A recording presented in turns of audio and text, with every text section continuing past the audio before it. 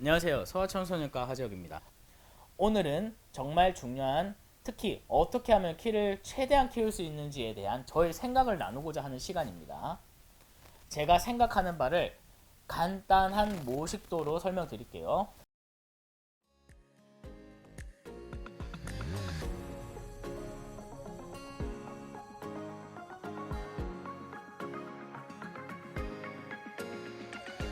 여러분 안녕하세요. 오늘 중요한 주제에 대해 여러분과 함께 이야기 나눠보고자 해요. 우리의 키, 그 성장에 어떤 도움을 줄 수 있는지에 대한 최신 지견에 대한 이야기를 해보려고 합니다.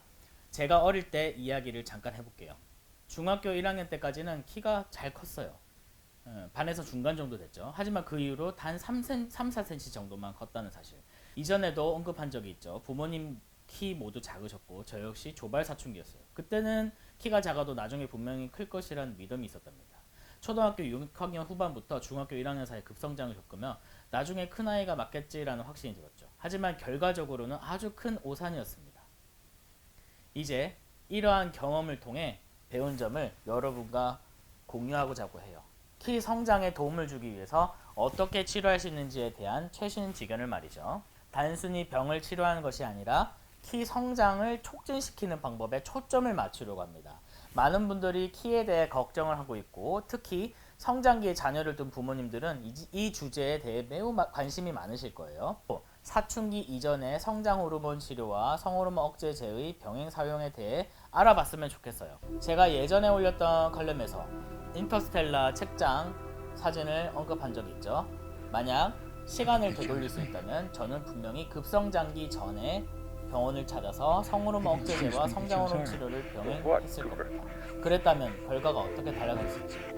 오늘은 특히 우리 아이들이 겪을 수 있는 사춘기와 그에 따른 성장의 변화, 그리고 어떻게 하면 이를 더 잘 관리할 수 있는지에 대해 집중적으로 다뤄보려고 해요. 최근에는 병을 치료하는 것이 아닌 순수하게 성장을 돕기 위해 성장 호르몬과 성호르몬 억제제를 병행하는 치료가 점점점 더 일반화되고 있어요.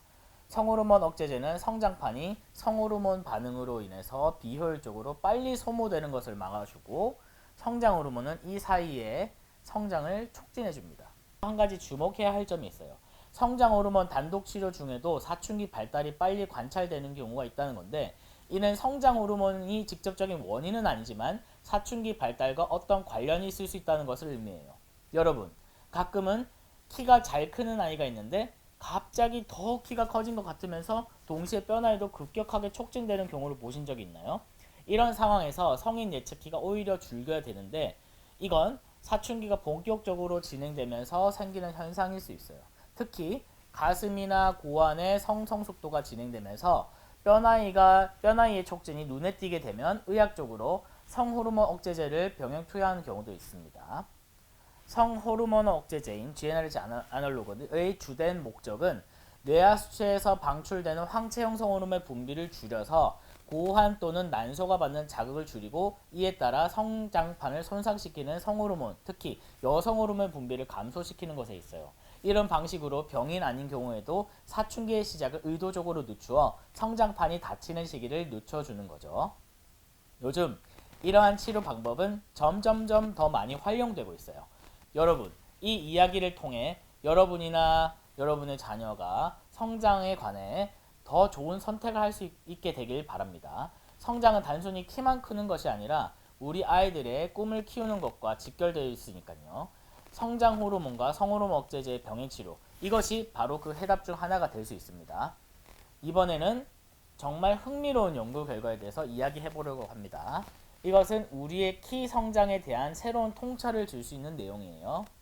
2020년에 발표된 해외 연구를 보면 특발성 저신장이나 비특발성 저신장을 가진 환자들이 성장 호르몬과 성호르몬 억제제를 병행 치료받았을 때 그 결과가 정말 놀라웠다고 해요.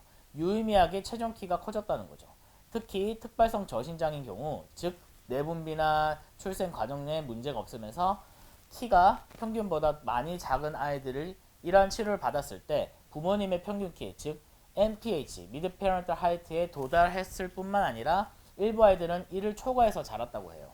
이 말은 병이 아닌 상황에도, 즉 우리 아이들이 특별히 질병을 가지고 있지 않더라도 성장 호르몬과 성호르몬 억제제의 병행 치료가 키 성장에 유효할 수 있다는 것을 의미해요. 오늘은 정말 중요한, 특히 어떻게 하면 키를 최대한 키울 수 있는지에 대한 저의 생각을 나누고자 하는 시간입니다. 제가 생각하는 바를 간단한 모식도로 설명드릴게요. 우리 몸에서 성선 호르몬이 성장판을 자극을 하는데 이 과정이 때때로 비효율적으로 이루어질 수가 있어요. 이러한 비효율적인 과정을 줄이고 성장 호르몬 자체에 의한 성장판의 자극을 극대화하는 것이 바로 우리가 목표로 해야 할 포인트입니다. 어릴 때부터 이 모식도를 이해하고 관리를 잘한다면 성조숙증은 충분히 예방하고 치료할 수 있는 질병이 됩니다. 그리고 질병이 아닌 경우에도, 즉 우리 아이들이 미용 목적으로 키를 더 키우고 싶어 한다면 이 방법이 예측 키보다 더 큰 키를 키울 수 있는 가능성을 제공한다고 생각해요. 여러분, 이 이야기가 단순히 키를 키우고 싶은 욕망에서 비롯된 것만은 아니에요. 우리 아이들이 건강하고 자신감 있게 성장할 수 있도록 돕는 것, 그것이 바로 우리의 목표잖아요. 우리 아이들의 성장판이 최대한 잠재력을 발휘할 수 있도록 이해와 관리, 그리고 필요하다면 전문가의 도움을 받아서 적절한 조치를 취하는 것이 중요합니다. 우리 아이들이 자라나는 과정에서 키 성장이라는 것은 단순히 물리적인 성장을 넘어서 자신감과 같은 심리적인 요소에도 큰 영향을 미칠 수 있거든요. 여러분, 오늘의 이야기가 여러분과 여러분의 아이들에게 조금이나마 도움이 되었으면 좋겠어요. 우리 아이들이 건강하고 활기찬 미래를 맞이할 수 있도록 함께 노력해봐요. 여러분, 오늘도 행복하고 건강한 하루 되세요. 다음에 유익한 정보로 찾아뵙겠습니다. 감사합니다.